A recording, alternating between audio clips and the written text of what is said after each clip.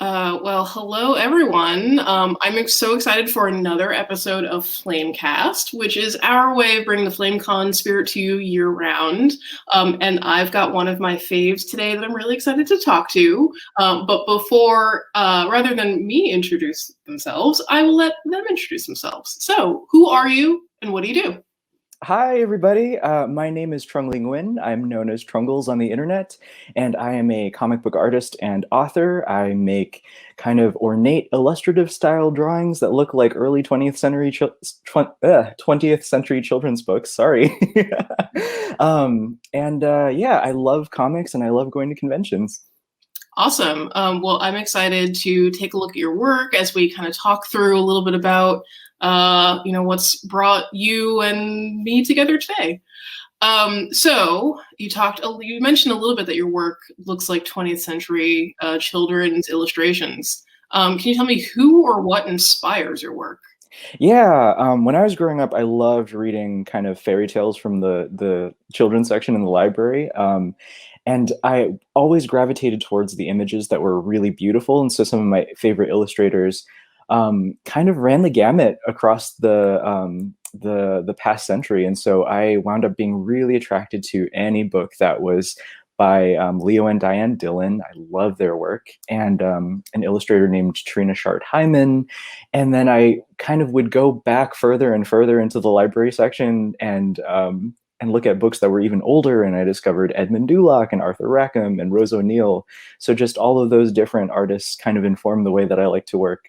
Yeah, as a former librarian, though I was never a children's librarian, I do love to hear stories about kids finding their passion wandering through the library aisles.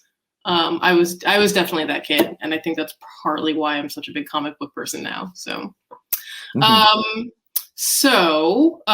it's been a year, and I think that, as we've been having conversations with artists, and heard a lot about how people's work has changed, or just their day-to-day habits. That's true for all of us.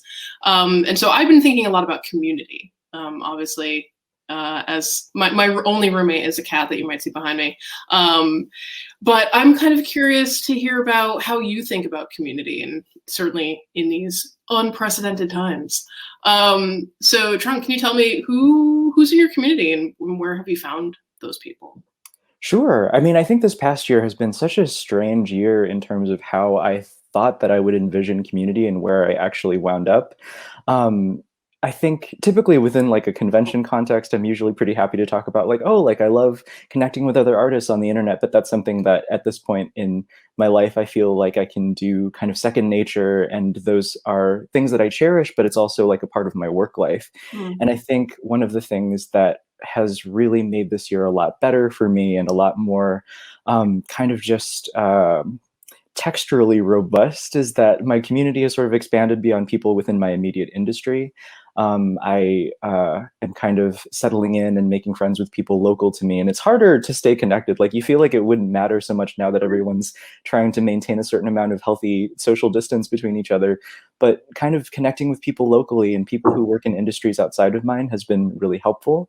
Yeah. I'm also a resident of South Minneapolis, and I live just a couple of blocks away from George Floyd Square. And so, community has been a really kind of intentional space of re-examining the role of police and the ways that we can hold each other accountable and keep each other safe without relying on institutions that are violent. And so, community has changed a lot for me over the past year, and Yeah. it's been really difficult, but also really wonderful to see all of these people kind of coalescing around, being here with each other and being present for each other, no matter what we're doing and what our lives look like. Yeah, there definitely feels like, I mean, for me at least, there definitely feels like, I've had a lot of time and space to kind of think about these things and Hmm. reflect on them. And it seems like a lot of other people are coming to how they interact with others with a real sense of intentionality. Hmm. I mean, maybe the silver lining on this was us taking time to reflect on what's really most important. But Yeah, yes, our priorities kind of shifting is always such a difficult and beautiful process. yeah, I agree. That's such a good way of saying that. So in the spirit of looking ahead or even kind of focusing on the positives now, can you tell me about what you are currently geeking out over?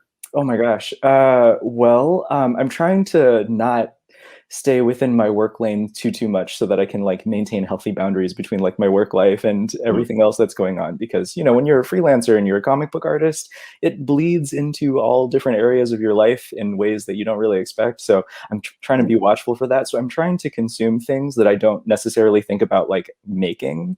Um, and I have been watching a lot of old sitcoms that I missed growing up Oh yeah, like and what? kind of like catching up on. I watched Living Single for the first time over the past year and I loved it. And I'm so mad that there are only 5 seasons of it when Friends got so many seasons.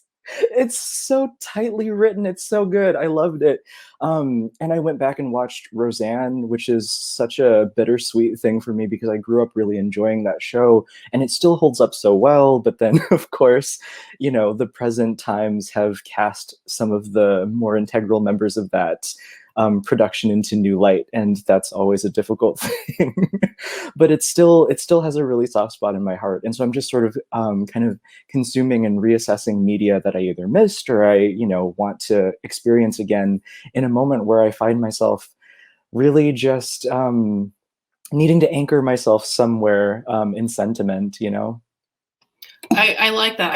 I read something online that was saying, you know, sort of like a hot take on Twitter that was like, well, people who are anxious rewatch the same things because like it mutes that anxiety. Yeah. Of course, my cat has found the toy. Mutes that anxiety, and I'm like, oh, is that why I've seen Schitt's Creek? I've seen every episode like 9 times, Yes. maybe. Hmm. Um, but yeah, I like the sense of like, you know, going back and discovering new things that were there the whole time. Yeah. Awesome. Well, it's been so great having this little chat with you. I would love to. Why don't you tell the people where they can learn more about you and keep up with what you're doing? Sure. So I am on social media as just at Trungles on both Instagram and Twitter, and my website is trungles.com. And my debut graphic novel, The Magic Fish, is available wherever books are sold. And I've also made a tarot deck that's available wherever books are Ooh, sold called the Star Spinner Tarot Deck. So that you can find my work at most places. Please try to order from your local bookstores. that is amazing. I'm looking forward to the book. I didn't know you had a tarot deck as well, so now I've got my own plans. Well, thank you so much for joining us. Thank you so much for having me. Yes, and I look forward to the time where we can see you yet again face to face in a convention hall. Have a good one. Thank you. You too.